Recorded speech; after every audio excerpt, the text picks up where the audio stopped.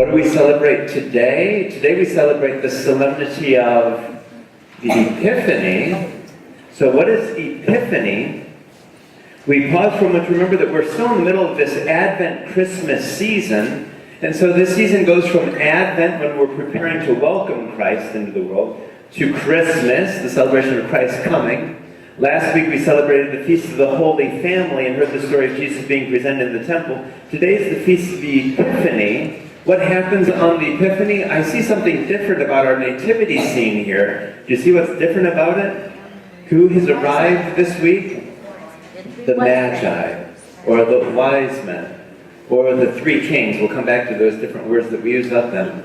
And so on January the 6th, the traditional day in which we celebrate the arrival of the Magi in Bethlehem. We refer to it as the Epiphany, but the Christmas season doesn't stop today. The Christmas season goes through next Sunday. What do we celebrate next Sunday? Next Sunday is going to be our celebration of Jesus' baptism. Why do we celebrate Jesus' baptism at age 30 as part of the Advent and Christmas season? Have you thought about that before? Because all of these events were known as epiphanies. What do we think of when we hear the word epiphany? I don't know about you, but I think of the light bulb going off in a person's mind, right? Ding! The light bulb going off. That's what's happening during this Christmas season, is the light bulb is going off in people's minds, and they're recognizing who Jesus is. So when the shepherds came to Bethlehem, the light bulb went off. What did they recognize? They recognized who Jesus was. When the Magi showed up at the scene in Bethlehem, boing, the light bulb goes off. What happened? They recognized the presence of Christ. What about in the Feast of the Baptism? In the ancient church, the belief was that in the Feast of the Baptism, when the Spirit descended on Jesus, and the voice came down from heaven, that suddenly the light bulb went off, and they recognized who Jesus was. Finally, the final manifestation or epiphany of Jesus was his first miracle, or actually, his miracles we refer to as epiphanies as well, meaning what in English? That in his epiphany, in his miracles, people recognized who Jesus was. Do we know what Jesus' first miracle was? What was Jesus' first ever miracle in the four Gospels that we have today? His first miracle was the wedding at Cana when he changed water to wine, which is why we end the Easter season with the Feast of Baptism, but the very next day we have the story of his first ever miracle, changing water to wine. Why? Because that was also a moment of epiphany, when the light bulb went off in people's minds.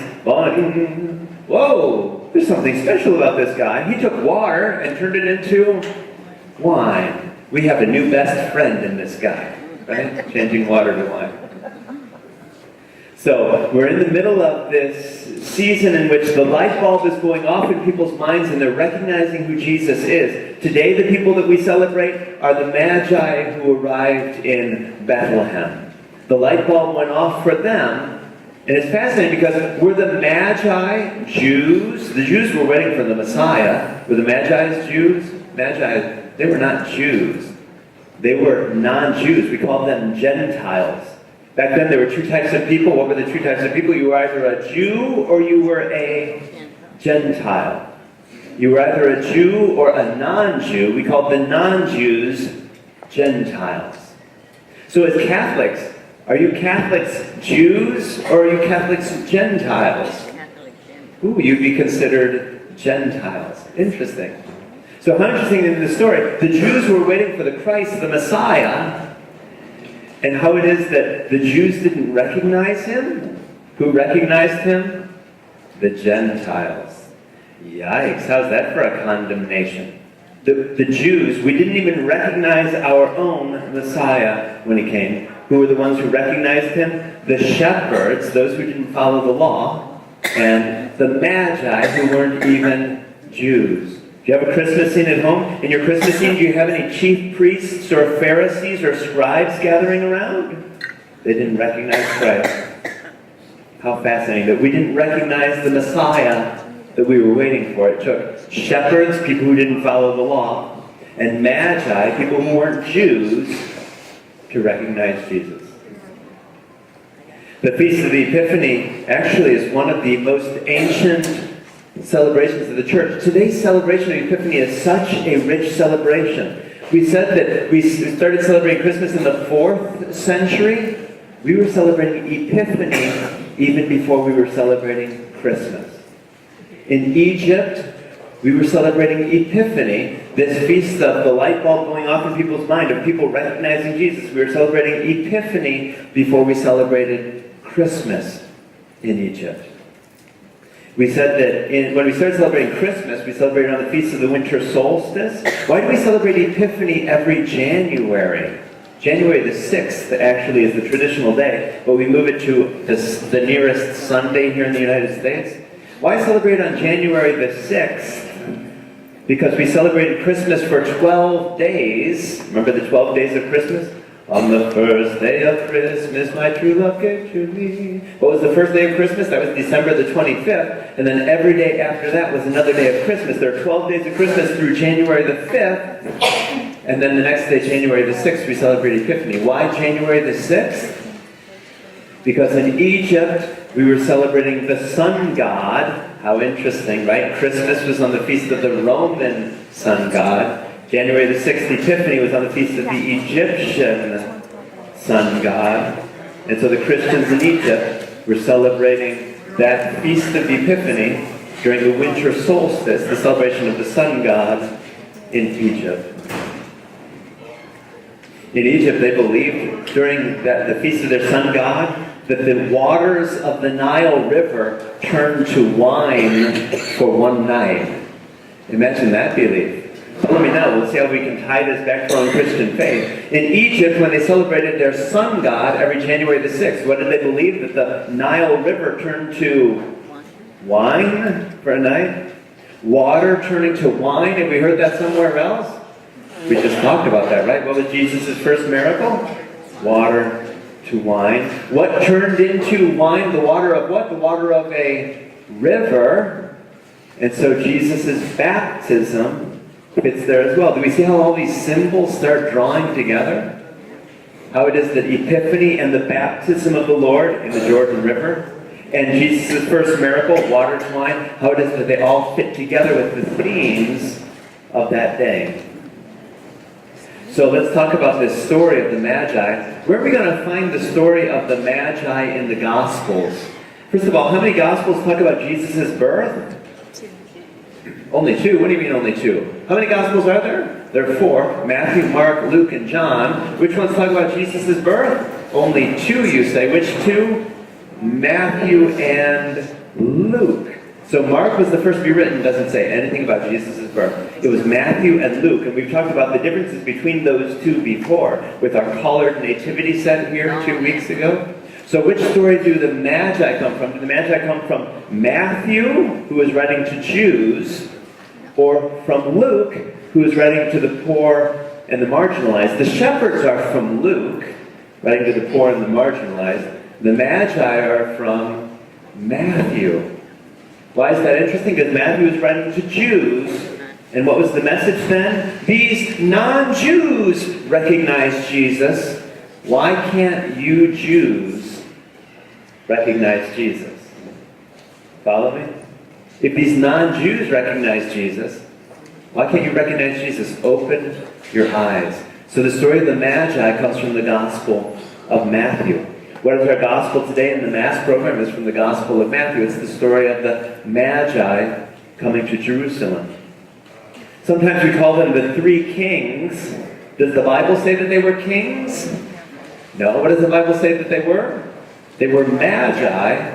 How might we translate magi into English? Like magi, what's a magus? Or the plural is magi. What is a magus, or what are magi? Magi are astrologers, but the root of that word comes from the same English word as magician. How interesting. So these astrologers were able to look up at the stars and were able to tell us the future. Ooh. And these astrologers, according to the story, they looked up at the sky and they saw something. What did they see? They saw a star. So the story of the star doesn't come from Luke, doesn't come from Mark or John. The story of the star comes from the Gospel of Matthew. The astrologers see the star, and what happened in the story? They saw the star moving. Now let's not get caught up too much with the science of stars moving. We know enough about stars. How far away are stars from our Milky Way? Hundreds of millions of light years. Hundreds of millions of light years. The light of those stars left those stars hundreds of millions of years ago and just now arriving at the Earth today. So for a star to move in the sky, that would be pretty crazy, incredible for any scientist to believe. It would be more likely that the Earth would move. How likely is it, though, that the Earth is going to move in crazy patterns or ways? That's not likely either. The Earth tends to have its rotation. So the whole story of this star moving in the sky and resting over Bethlehem, there's no historical record of this, though there was an astronomer, Johannes Kepler, who did note how it was that Jupiter and Saturn aligned somewhere around 6 to 7 BC. So that probably would have caused something that people would have talked about. If Jupiter and Saturn aligned and were together, it may have caused an event that people would have talked about. So we have this star leading the Magi to Bethlehem, actually to Jerusalem, where they talk with King Herod. And King Herod wants to know where this baby is, because King Herod says that he wants to go and worship the king as well. Did King Herod want to go worship the king? What was King Herod interested in doing? In eliminating the king, killing the king. Why? Because he was the king. If you are the king, and now suddenly someone else claims to be the king, what do you have to do? You have to take care of business. So Herod was ready to take care of business, which is why after today's gospel then, Herod, he's not planning on going and worshiping Jesus. He's planning on finding Jesus so that he can kill Jesus. The Magi, how many Magi were there in this story? Was there one Magus? Were there two Magi? 3, 4, 5 Magi? How many Magi? Three. We don't know. Oh, we don't. Read the Bible, read today's gospel. When the deacons proclaim today's gospel, when Deacon Roy says today's gospel, it simply says Magi from the east. How many did you say there were? You said there were 3. So how did we get 3? So how did we get 3 Magi? Ooh, because read today's gospel. What is Deacon Roy going to tell us? That the Magi came from the east, and they brought gifts of what? Gold, frankincense, and myrrh. And one person could bring 3. So traditionally, we've thought of them as 3 Magi. Interesting. They brought 3. So the gospel just tells us Magi from the east arrived, doesn't tell us how many. But traditionally, because the gospel tells us that they brought 3 gifts, gold, frankincense, and myrrh, we believe that they were 3 Magi. How interesting. What were the gifts that they brought? Because the gifts that they brought were symbolic of God's saving plan in Jesus. What were the gifts? They were gold, frankincense, and myrrh. Think about the symbolism of those gifts for a moment. What is gold? Gold is a symbol of royalty, right? Acknowledging how Jesus is king. By giving Jesus gold, it was showing how it is that Jesus is king. What is frankincense? Frankincense. I know who Frankenstein was, but frankincense? Frankincense is incense. What does incense do? Incense rises up, and it also makes things smell better. So why did we use incense back then? When we burned our sacrifices, when we slaughtered cows and goats and sheep and pigeons, we were burning them all. What did we need to do? It was smelling pretty funky in the temple. And so we used incense. We used incense to make it smell good again. And incense was great because when you burn incense, what happens to the smoke? The smoke rises. So it was a symbol, too, of how it is that our prayers were rising up to God. How's that for beautiful symbolism? So the incense was a symbol of how it is that Jesus is God. Gold, Jesus is king. Incense, Jesus is God. And the final gift, gold, frankincense, and what? Myrrh. What is myrrh? When's the last time you used myrrh in a sentence? What is myrrh? Myrrh was an anointing oil used when? When did you use myrrh? To anoint a dead body. Wow. So when you went out to anoint the dead body, you used myrrh. Why did you anoint the dead bodies? Because dead bodies, after some days, they start to smell. You use a perfumed oil called myrrh to anoint the body.